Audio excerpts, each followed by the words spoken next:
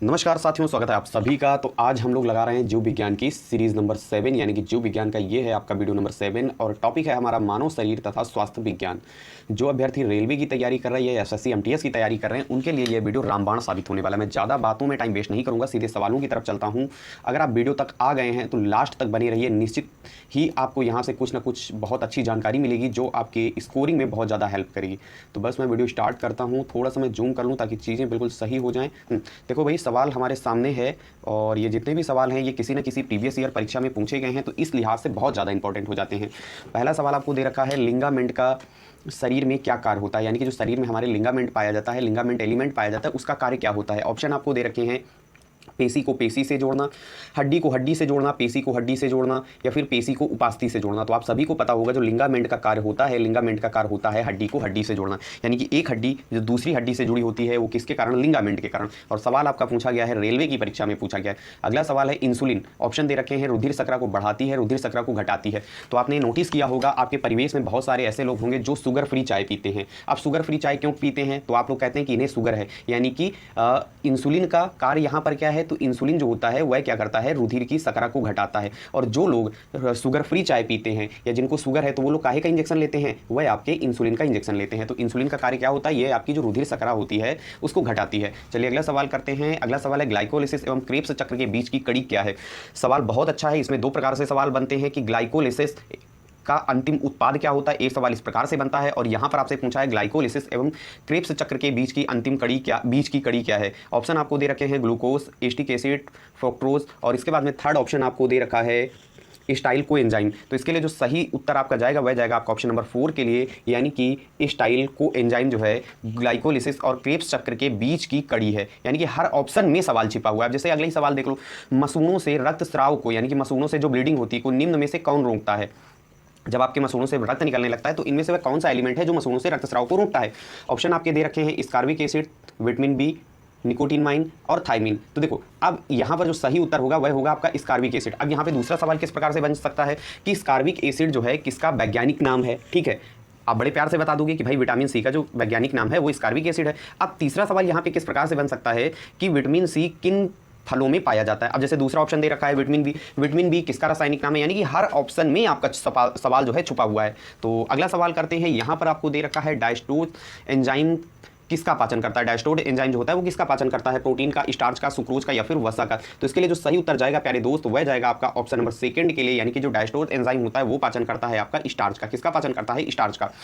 अगला सवाल दे रखा है, हमारे शरीर को ऊर्जा निम्न में से किससे प्राप्त होती है, प्रोटीन से, विटामिन से, कार्बोहाइड्रेट से या फिर एंजाइम से। तो आपने एक ऐड बहुत देखा होगा, Dabur Glucon D. Dabur Glucon D पी लिया, बस आप रॉकेट हो गए। अब डाबर ग्लूकोन डी में होता क्या है भाई, डाबर ग्लूकोन डी में आपका कार्बोहाइड्रेट होता है। तो यानी कि जो हमारे शरीर को ऊर्जा प्राप्त होती है वो किससे प्राप्त होती है, कार्बोहाइड्रेट से प्राप्त होती है। आई होप यहां तक आप चीजें समझ गए होंगे। अब कार्बोहाइड्रेट के मुख्य स्रोत क्या हैं, तो जैसे गेहूं हो गया, चावल हो गया, मक्का, बाजरा, ज्वार, आलू, शकरकंद, है ना। तो ये सारी की सारी जो चीजें हैं ये आपके कार्बोहाइड्रेट के स्रोत हैं। आई होप वीडियो आपको अच्छा लग रहा होगा, चीजें आपको समझ में आ रही होंगी, आप क्वेश्चन कर पा रहे होंगे।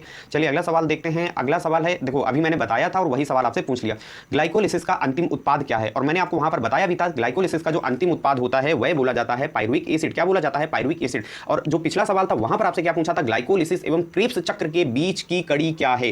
ग्लाइकोलिसिस और क्रेब्स चक्र के बीच की कड़ी क्या है, तो मैंने वहां पर आपको इसका सही उत्तर जो बताया था वो बताया था स्टाइल को एंजाइम ए। ठीक है, दोनों सवाल आपको याद रखने हैं, किसी भी स्वरूप में सवाल आपसे एग्जामिनर प्रस्तुत कर सकता है।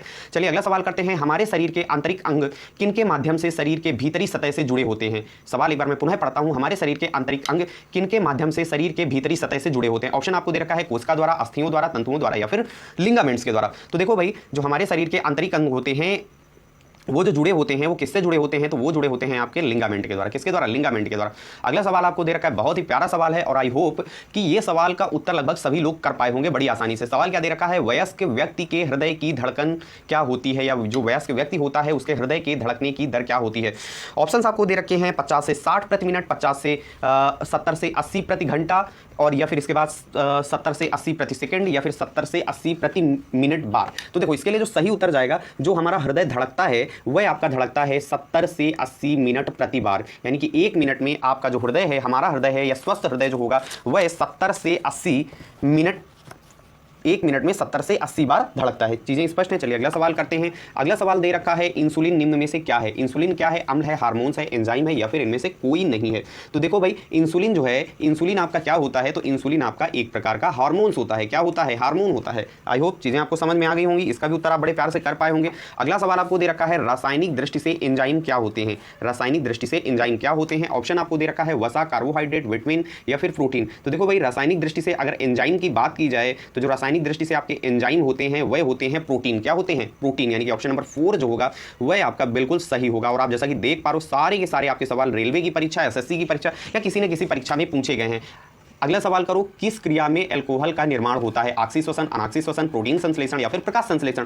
तो जो अल्कोहल का निर्माण होता है वह होता है आपका अनॉक्सीश्वसन, यानी कि ऑप्शन नंबर 2 यहां पर बिल्कुल सही होगा। चलिए, यहां तक आप बिल्कुल अच्छे से और सारे के सारे सवालों के सही उत्तर कर पाए होंगे। अगला सवाल आपको दे रखा है, शरीर में होने वाली रासायनिक क्रियाओं का नियंत्रक प्रोटीन क्या कहलाता है? यानी कि जो हमारे शरीर में मेटाबॉलिज्म प्रोसेस होता है उनको नियंत्रित करने वाला जो हार्मोन्स होता है वह क्या कहलाता है? विटामिन कहलाता है, हार्मोन्स कहलाता है, एंजाइम कहलाता है या फिर आपका कार्बोहाइड्रेट कहलाता है। तो देखो मेरे प्यारे दोस्त, हमारे शरीर में होने वाली रासायनिक क्रियाओं का नियंत्रक प्रोटीन जो होता है उसको हम लोग बोलते हैं थायरॉक्सिन हार्मोन्स। क्या बोलते हैं? Thyroxine hormones. यानी कि यहाँ पर जो आपका सही उत्तर होगा वह होगा ऑप्शन नंबर 2। और इसको पूरा क्या बोलते हैं तो मैं यहाँ पर लिख देता हूँ, थायरॉक्सिन हार्मोन्स। क्या बोलते हैं इसको? Thyroxine hormone. आई होप चीजें आप समझ गए होंगे। चलिए अगला सवाल करते हैं, ग्लूकोज के वायवीय श्वसन से कितनी ऊर्जा प्राप्त की जा सकती है? ऑप्शन आपको दे रखे हैं 600 कैलोरी, 637 कैलोरी, 670 कैलोरी या फिर 673 कैलोरी। तो इसके लिए जो सही उत्तर जाएगा वह जाएगा आपका ऑप्शन नंबर 3 के लिए 673 कैलोरी, यानी कि ऑप्शन नंबर 4 यहां पर आपका बिल्कुल सही होगा। अगला सवाल करो, मनुष्य के कंधे में किस प्रकार की संधि पाई जाती है? जो हम लोगों का कंधा होता है उसमें किस प्रकार का जोड़ पाया जाता है? सवाल में आपसे यह पूछा है और यह सवाल आपका रेलवे की परीक्षा में पूछा गया। पिवोट संधि, अचल संधि, गेंद खलिका संधि या फिर हिज संधि। तो सही उत्तर होगा इसका प्यारे दोस्त गेंद खलिका संधि, यानी कि क्या? ऑप्शन नंबर 3 यहां पर आपका बिल्कुल सही होगा। जैसे आप अपना कंधा देखते हो तो वहां पे गेंदनुमा थोड़ा सा लगता है, तो इसी वजह से इसको वैज्ञानिकों ने बोल दिया कि ये भाई गेंद खलिका संधि इसको बोला जाएगा। अगला सवाल दे रखा है, प्यारा सवाल है, मानव हृदय में रक्त परिसंचरण का सही क्रम क्या है? यानी कि जो हमारे हृदय में ब्लड सर्कुलेशन होता है उसका सही क्रम इनमें से आपको बताना है कि ब्लड सर्कुलेशन का सही क्रम क्या है। 1 मिनट थोड़ा सा रुक जाइए बस। हाँ, आपको बताना है इनमें से ब्लड सर्कुलेशन का सही क्रम क्या है। ऑप्शन आपको दे रखा है, पहला ऑप्शन आपको दे रखा है बायां अलिंद, दायां निलय, बायां निलय, पल्मोनरी धमनी, पल्मोनरी सिरा या फिर बायां नीला। तो ये तो गलत है। सेकंड आपको दे रखा है दायां अलिंद, दायां निलय, पल्मोनरी धमनी, फेफड़े, पल्मोनरी सिरा, बायां निलय, बायां अलिंद फिर महाधमनी। तो यहां पर जो सही होगा तो सेकंड ऑप्शन आपको दे रखा है, सेकंड ऑप्शन आपका बिल्कुल सही है। तो सही उत्तर हो जाएगा आपका ऑप्शन नंबर 2। चलिए अगला सवाल करते हैं और अगला सवाल आपकी स्क्रीन पर रहा, वह कौन सा हार्मोन है जो इंसुलिन के विरुद्ध कार्य करता है? निम्न में से वह कौन सा हार्मोन है जो इंसुलिन के विरुद्ध कार्य करता है? तो इसका सही उत्तर हो जाएगा आपका ऑप्शन नंबर 2, यानी कि ग्लूकागॉन जो है यह आपका इंसुलिन के विरुद्ध कार्य करता है। चलिए अगला सवाल करते हैं। यहां पर आपको बताना है कार्बन डाइऑक्साइड के संवहन के समय प्लाज्मा तथा आरबीसी यानी कि रेड ब्लड सेल के मध्य जो क्रिया होती है उसको क्या कहते हैं? ठीक है, तो जो कार्बन डाइऑक्साइड के संवहन के समय प्लाज्मा तथा आरबीसी के मध्य जो प्रक्रिया होती है उसको हम लोग बड़े प्यार से बोलते हैं, यानी कि वैज्ञानिकों ने बताया कि इसको कहते हैं विसरण प्रक्रिया। क्या कहते हैं? विसरण प्रक्रिया। चलिए अगला सवाल करते हैं और अगला सवाल है आपकी स्क्रीन पर और सुमेलित करना है। इधर सूची फर्स्ट दे रखी है, इधर सूची सेकंड दे रखी है। सूची फर्स्ट में हार्मोन्स, एंजाइम, फॉस्फोलिपिड, बहुलक, और यहां पर आपको दे रखा है लाइपेज, टेस्टोस्टेरोन, लेसोथीन, पॉलीथीन। तो देखो बहुलक कक्षा 8 में आपने सबने पढ़ा होगा कि बहुलक में आपका कौन आ जाता है? बहुलक में आपका पॉलीथीन आ जाता है, यानी कि डी के लिए आपका क्या चला जाएगा? डी के लिए आपका 4 चला जाएगा। इसके बाद हार्मोन्स की अगर बात करें तो हार्मोन्स में आपका कौन सा आ जाता है? टेस्टोस्टेरोन, यानी कि टेस्टोस्टेरोन आपका क्या है? हार्मोन्स है। इसके बाद अगर एंजाइम की हम लोग बात करें तो एंजाइम आपका होता है लाइपेज। लाइपेज आपका क्या है? लाइपेज आपका एंजाइम है, यानी कि फर्स्ट यहां पर आपका एंजाइम के लिए चला जाएगा। अब बचा कौन सा?